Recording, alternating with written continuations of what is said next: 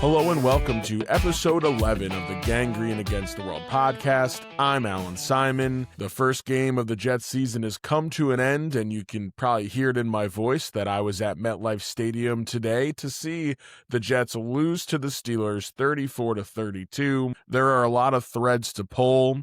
And I came back after the game and after, hanging out with the toddler before putting her to bed, I then wrote out a few notes and things that I thought about just that came to the top of my mind as I react to the week 1 loss. The first thing I will say is I've left a lot of Jets games after a loss, and I've left some brutal losses, and I've left a lot of blowouts and a lot of no-shows. Although that one hurt, when it's all said and done, they lost on a 60-yard kick. They had opportunities to win that game. They probably should have won that game, but there are a lot more positives to take away than negatives.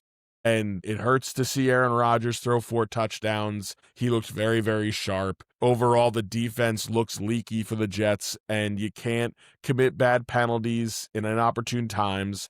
And also, most importantly, on special teams, you can't put the ball on the ground. That was the difference in this game. One special teams lost a possession and led to quick points, and another, hit a 60-yard field goal and also a deep 50-plus yard field goal as well. So the Jets are 0-1, the Steelers are 1-0. And if you would have told me going into this game, hey, the Jets are going to hold the Steelers to under 300 total yards, the Jets are going to run for almost 200 yards. They're going to win time of possession. Justin Fields is going to look really good. And hey, they're going to score over 30 points. I would have never believed you if you told me the Jets were going to lose that game. And it was an exciting game. It was a really fun game overall. The ending was brutal. And listen, it was 50-50 Steelers-Jets fans. And I was sitting next to a lot of Steelers fans, most of them behaving themselves, a couple knuckleheads, but nothing you wouldn't expect from visiting fans. When the field goal went in, I knew it was over. I just didn't think the Jets with one timeout left were going to make a run. Justin Fields could have ran for that first down there. I've watched it since I've been home.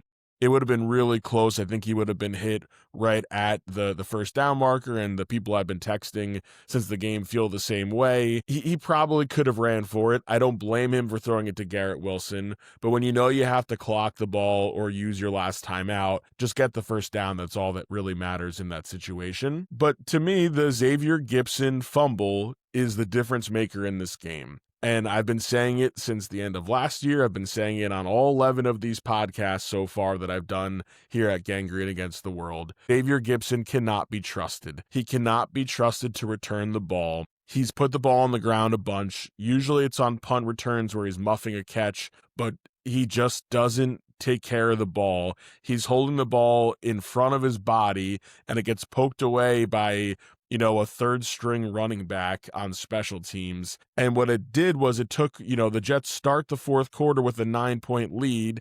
They give up a touchdown. All right, not great. But then, within 50 seconds of each other, they then score another touchdown. And instead of giving you an opportunity to run the ball again and come back and get points in response, something they did very well today, instead you give them great field position. The defense does not put up much resistance as they go right back on the field. And just like that, you're down. And then, give Justin Fields and the Jets credit. They come right back and they score again. And this leads to the second biggest issue the Jets had today. The first being Gibson's fumble, which to me was the difference of this game. The second was Aaron Glenn's decision to go for 2 when he did, and the play calling from the team on those 2 plays. Aaron Glenn is coming from the Dan Campbell, roll the dice, go for everything, go for 4th down on your own side of the field. And I knew once it went to the 1-yard line after a penalty in which, the Steelers line up illegally when Nick Folk misses an extra point, which is crazy. If he makes the kick,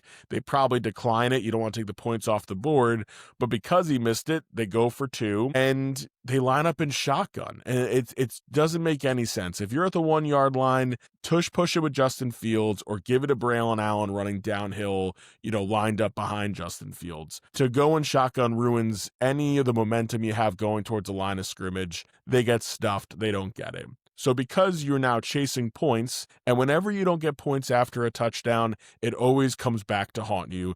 The Jets did not convert 2 of them. They lose by 2 points. This is how it works in the NFL. We see it time and time again. On the second one, It was happening in my end zone, so I'm right in the corner of that end zone where the pass was thrown to Garrett Wilson. I turn to the people next to me and say, this is a corner route to Garrett Wilson. And if I know that, it means the Steelers know that.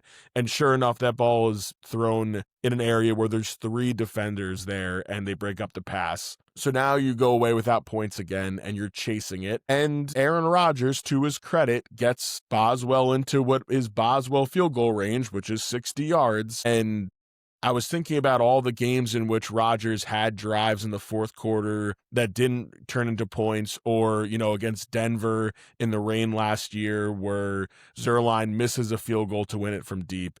This time he does it, and Boswell kicks only the second 60-yard field goal in the history against the Jets. And, that's the difference of the game too. So the 2-point conversion calls I thought were questionable. I mean, the second one you have to go for. It was just a bad play call. The first one, I don't know if you need to so early in the game. It puts you behind the 8 ball, whereas you try to chase points after that. That was an issue. I expect this is how Aaron Glenn is going to coach, though, so I expect more of those types of plays. But in the future, let's go ahead and just do a tush-push with Justin Fields. Some of the other negatives on what I think was an overall positive game for the Jets, at least offensively. Defensively, there's some serious issues. Obviously, Stevens looks vulnerable as the second cornerback. He drops an interception. He was falling down. It would have been a really tough interception, but it was in his hands, and you have to bring that in. He then gets beat a couple times on that last drive. Overall, not a great showing for him, while he's playing on the opposite side of Sauce Gardner, who has a great day. Sauce Gardner was everywhere. He tackled really well. He only allowed 1 reception, and it was the crazy pinball catch that DK Metcalf catches after it bounces off him, bounces off, I think, Jonnu Smith, and he's on the ground, doesn't even know where the ball is. It's on his arm, and he catches it. Sauce Gardner had a great day, and as good as he was, Stevens was bad. But where they are most vulnerable right now is safety. And Tony Adams needs to at least be sharing time with Malachi Moore at this point. Adams in the first quarter whiffs on a tackle against DK Metcalf, leads to a big gain. And overall, he was letting people behind him a lot. So that was definitely a problem on defense. I thought Quincy and, Sherwood played really well. Quincy obviously has a bad 15-yard penalty. You can't have those kinds of penalties on the sideline, but it is what it is. He's an aggressive guy. Plays like that are going to happen. But Sherwood was really good at the point of attack. The Jets have 4 sacks. Will McDonald looked great today. He had 2 sacks.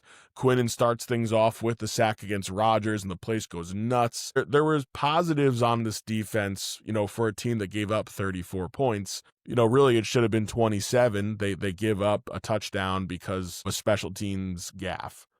The other issue, where we talked a lot about the 3-headed monster of this running game and Isaiah Davis being a nice change of pace guy, and then you have Braylon Allen to thump it, and then, of course, Breece Hall leads the way. Outside of Breece Hall and Justin Fields, there was nothing going on the ground.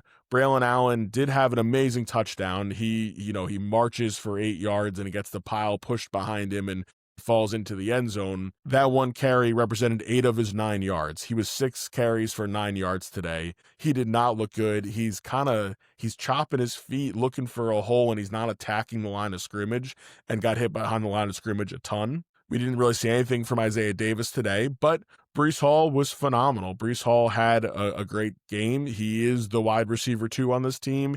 He had 2 catches to go along with a few other guys who had 2 catches, all trailing Garrett Wilson. 145 total yards, 5.6 yards per carry. He looked phenomenal.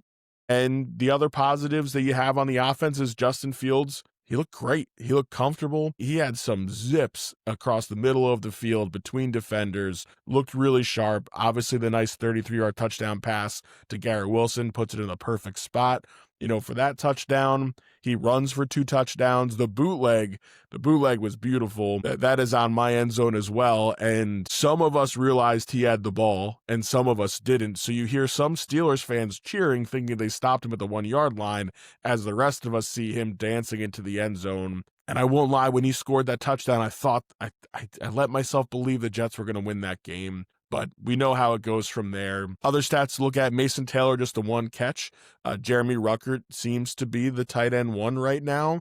Would love to see them mix Taylor in more against the Bills, but so far, after 1 game, Ruckert looked pretty good. He blocked pretty well and hauled in a few catches, or a couple catches as well. And then let's go to the other side of the ball Aaron Rodgers had some annoying comments after the game about being the Jets, whatever. I'm so glad this storyline is done. I am so glad that now this was week 1. They played each other. It's over, and we can move on with our lives. But Aaron Rodgers looked really good. He had 4 touchdowns, 244 yards. He takes sacks, but that is sometimes the right play, and he took 4 sacks today. 22 of 30 and then doesn't turn the ball over. That is what an efficient quarterback does. And for the Steelers, we were talking Jarrett Bailey earlier this week previewing the game, and we all said pound the under. They're under 38.5 for sure. Well, they had combined 38 points at halftime. When it's all said and done, the Steelers put up enough points to win the game. All told, I feel pretty good after this game. I wish they would have pulled it off. It's hard to lose games when really you should have won them, and it's mistakes that led to you losing the game. But you lose on a 60-yard field goal, at MetLife Stadium, where it's hard to convert long field goals. It happened to be a windless day today, which was uncommon for considering the amount of rain that there was leading up to the game. It was a clean shot for Boswell, and he connected well. That's how it goes sometimes. You play a really strong game, but one other team gets one more possession with enough time, and the Jets, because they had to burn a couple timeouts, don't really get a true shot to go down the field and have Nick Folk try a long field goal to win on their end.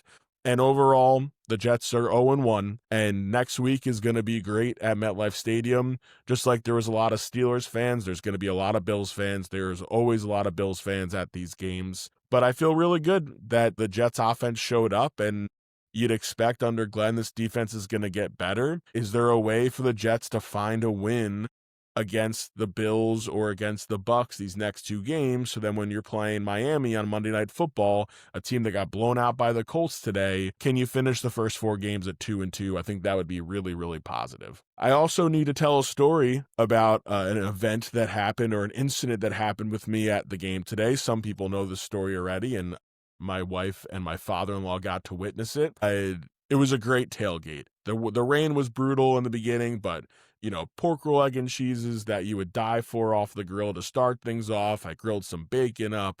We then do sausage and peppers, and we're living. I enjoy 1 sip of Sunshine beer before the game. I am in no way intoxicated. I just have the 1 beer. We go to our bar behind Section 109. We go say hi to our friend John, the bartender. I get myself, like a gentleman, a nice brown beverage on some ice, and we make our way to our seats. We have nice seats. I'm very lucky to have, really great tickets for the Jets. So usually when things are happening before the game and there's warm-ups, there's usually people in our row, which is totally fine. 5 people kind of leave our row as I go to step in. And I haven't been in MetLife Stadium, since February or since January or December, whatever it was. And I go to step off the stairs to go into my section, and I miss a step, and I bottom out as hard as anyone can fall. I can hear everyone around me as I land on the seats on my side and then fall forward into the row in front of me and get wedged underneath the seats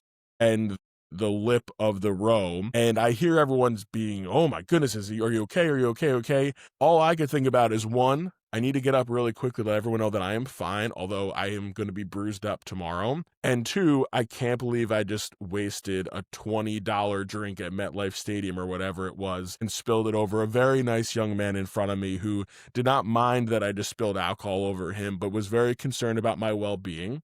I do want to note that no one helped me up.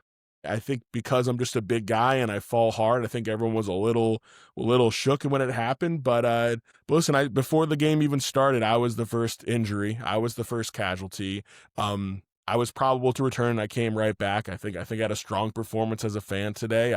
I did a lot of cheering, a lot of standing. I went back and forth with some Steelers fans. So I don't think the fall, really hurt my performance as a fan. But as I get older, falling like that, it's brutal. I think the most embarrassing part was that I was stone cold sober and I fell like a very drunk man into the row. It was troubling to say the least, but I made it through okay. And when I'm at the Bills games next week, I may just, take my time going down the stairs and entering my row. So, want to share that little story with you all because it was certainly part of my game day experience today. Overall, the Jets are 0-1 after losing to the Steelers. It is not the end of the world. There's a lot of positives to take from this game. We'll be looking at, what happened around the league as we get through the week this week, and then we'll, of course, preview week 2, which will be here before we know it. Jets-Bills at MetLife Stadium on Sunday at 1 p.m. This has been episode 11 of the Gangrene Against the World podcast. I'm Allan Simon. Thank you so much for listening.